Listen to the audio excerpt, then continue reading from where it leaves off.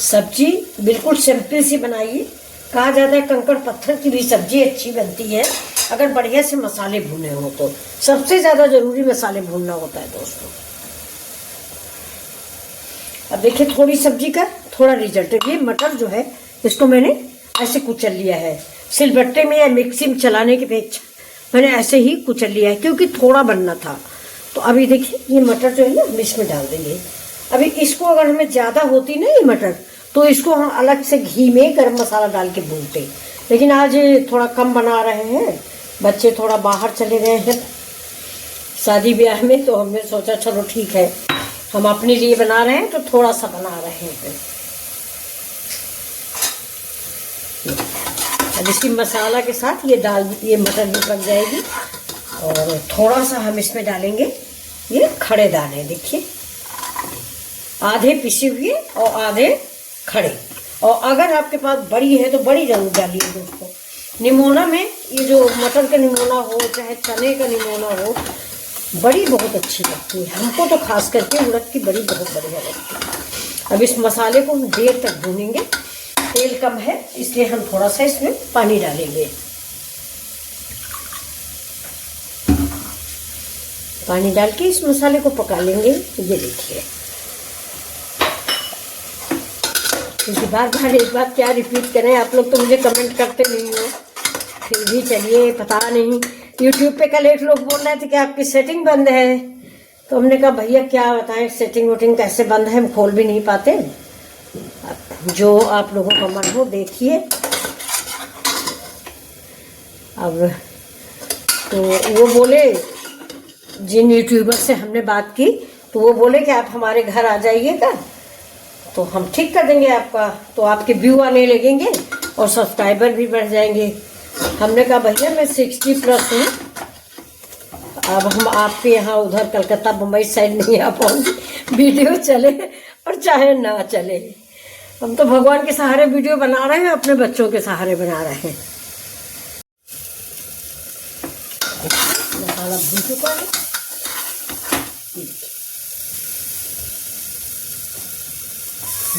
कितनी बढ़िया से महक आने लग गई।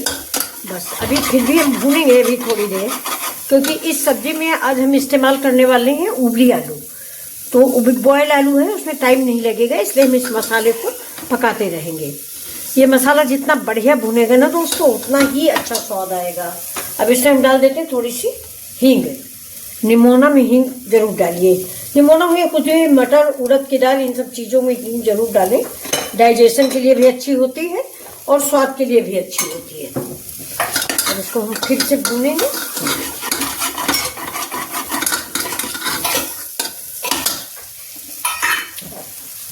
थोड़ा सा पानी डाल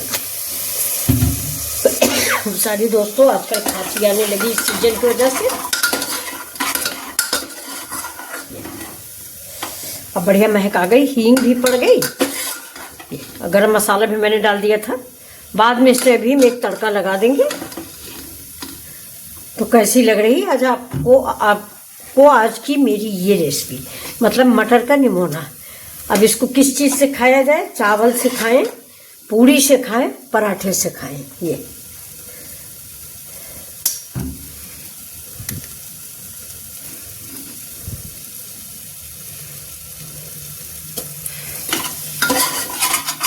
आइए आप सभी लोग निमोना रेसिपी एंजॉय कीजिए। देखिए ये आलू है तो इसको हम काटेंगे नहीं, इसको ऐसे रखेंगे। ये तो 2 आलू डालेंगे, ज़्यादा नहीं डालेंगे, 2 आलू काफी है बस। ये खुद ही इसमें जब चलाते चलाते नहीं फ्रेंड से ये पिस जाएगी इसमें। ये तो बहुत बढ़िया सब्जी तैयार होगी, दिख रही होगी आपको। देखिए ये अभी आलू आपको भी बड़ी बड़ी दिख रही, पानी डाल देंगे तो ये ठीक हो जाएगी। अब इसमें हम डालते हैं देखिए सब्जी में पानी, जितना भी पानी आप चाहें उस हिसाब से, ग्रेवी जितनी आप चाहते हैं उस हिसाब से बना लें।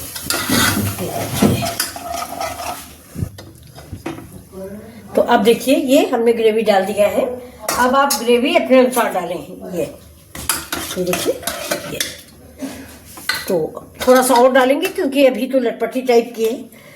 और उबली आलू है तो उबली आलू में पानी ज़्यादा लगता नहीं, क्योंकि हमें कुछ पकाना नहीं है इसमें। ये देखिए।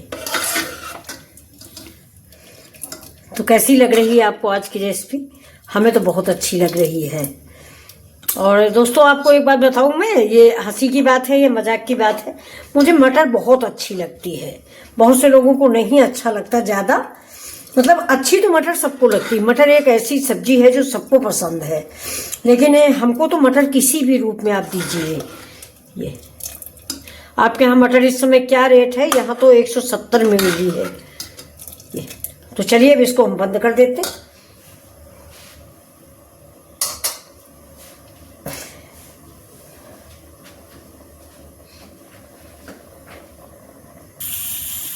तो गैस को कर देते हैं बस।